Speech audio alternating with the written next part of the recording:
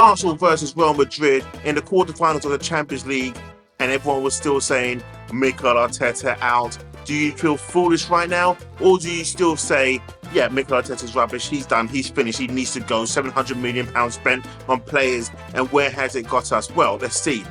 Back-to-back quarterfinals of the Champions League hasn't been done in, well, never. Arsenal fighting for the Premier League 3 years in a row. When has that been done? Hardly ever.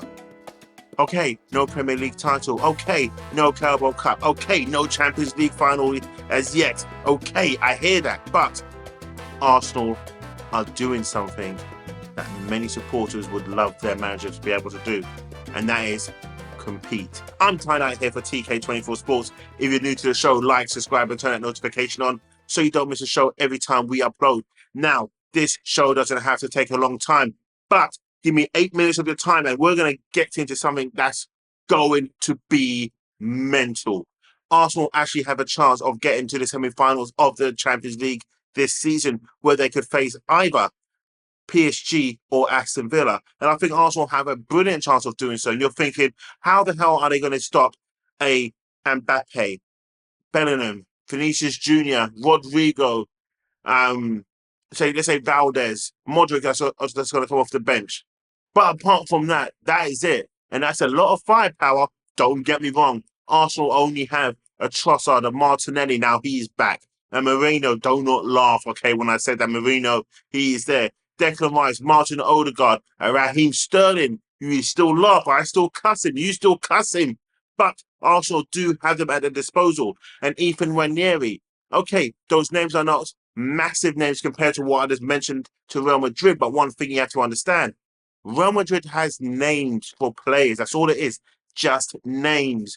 They struggled against Atletico Madrid. They struggled at the Bernabeu, and they struggled last night as well away from home. They are not as good as people make them out to be. But the problem is, when you've got the past, it can hold up maybe in the future, but that's all it is. They're not a great team, and Arsenal's at its worst. Now, you've got to take into example as this. Arsenal struggled against the worst Manchester United team, as we say, and everyone was saying that Arsenal's more superior, even without their famous front three. They should have disposed of Arsenal without it. Real Madrid is going to have everything in their power going against Arsenal. When it comes to the Bernabeu, it's going to be at the Emirates. Real Madrid is still going to have a superior team on paper. But the thing is, the game's not won on paper. The game's won on the pitch. This Arsenal defence is going to be up for it. This Arsenal midfield is going to be up for it. And whatever front three is playing for Arsenal on the day, they're going to be up for it. Mikel Arteta is going to do his best to make sure this squad is up for it. And I know it's a big thing by saying at his best, this Arsenal team should not be underestimated. Okay, they drew 2-2 against PSV at the Emirates, but who cared? They was going into it with a 6-goal advantage. There was nothing that had to really and truly be done apart from just not lose. If they were to lose, just don't make it embarrassing. But that never happened. They drew 2-2. Great. Go on. Quarterfinals. Real Madrid. Second year in a row back into the Champions League. They got to the quarterfinals again. And this squad is not even built yet. So while fans are still thinking, okay, this is going to be an onslaught, other people out there are going to think this is going to be an onslaught. Let me tell you, this is far from going to be an onslaught. You need to be ready for a surprise semi-final for Arsenal. And then the question is going to be, well, they got this far, but you know what, at the semi-finals, doesn't matter who they play, whether it's a PSG or an Aston Villa, they're going to get knocked out. That's all she votes. We'll wait and see. But there'll be other players coming back. Also, we say one more player coming back, and that's going to be Bukayo Saka. And now, imagine that. Arsenal get through to the semi-finals, and they got Saka coming back. He's not going to be match fit. But guess what? I bet you this. His backside is working overtime right now because he now knows, do you know what? I may not make the first leg, but can I make the second leg as a substitution for Arsenal versus Real Madrid? This game, you guys need to be excited. Everyone needs to be excited, not just Arsenal fans. You want to see where this Arsenal squad really is without a striking force. I don't want to hear the excuses, well, we didn't have a striker, so that's why we couldn't get through Real Madrid. No, because these players should be good enough, should be bold enough, should be creative enough to get through this Real Madrid team. I keep telling you this. It's just names on Real Madrid. That is all. That is all they are. It's just names. You can beat names. Believe me when I say this to you, you can beat names. It sounds like a passionate rant like I'm Mikel Arteta in. It's nothing about that. It's about the belief that we can go and beat Real Madrid. And I guarantee you, if Arsenal go and beat Real Madrid at the Emirates, you guys are going to be thinking, okay, that was a one-off. When we get to the Bernabeu, we're going to get turned over. The occasion's going to be too much. The momentum's not going to be on Arsenal's side. I'm here to tell you, be prepared for a semi-final with Arsenal being in it, and then the dream will almost come alive when they get through to the final. And it could be just a repeat of an Arsenal and Barcelona final. I think that could actually happen. That may sound stupid, it may sound delusional, but what's your thoughts? And I had a message yesterday from a DMAC, and he said to me, if Liverpool are washed, what does that make of Arsenal? And where do Arsenal go from here? Now, this brings me on to the next subject, which is Arsenal going to have a crazy summer transfer. And people say, well, it remains to be seen. Trust me when I say this to you, it's going to be a fucking crazy transfer. You're going to see players not just linked, but coming through the door.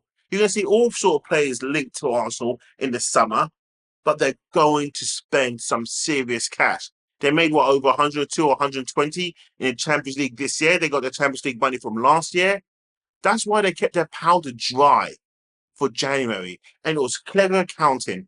And when you got good accountants, they'll say to you, don't spend the money now. Let's report good money. So when we go and spend the money in the summer, it looks good for the books. You spend it now before the tax part and the tax period, before you have to release what you've made, it's not going to bode well for the summer. So why have a little spend now when you can have a massive spend in the summer? And sometimes we need to think of it that way. Think of a business as well as a football club. I get it, but Arsenal is a business. It was a football club first, then football turned into a business. Understand that. And it was the late great Herbert Chapman who knew that himself. He was the one first talking about names at the back of the shirt with the numbers. He was talking about having commercial deals on the shirt because that's where it was going. He foresaw it. Why can you guys not see what's about to happen in the summer? The director of football is going to be announced soon. Andrea Berta, he's going to come in. I'm not saying he's going to be here and he's going to make this summer so magical. No, he's just going to have his foot through the door. He's really going to have his signings, ideal signings, but that's going to take later on. That plan of his will take shape next season. Next season, when I say next season, this will be more clear. The 26 or 27, you'll see more of him then.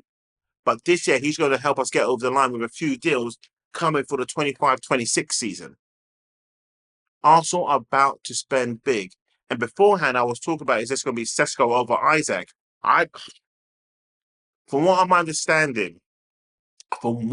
understanding, should Newcastle not make the Champions League, it makes it easier to go for Isak.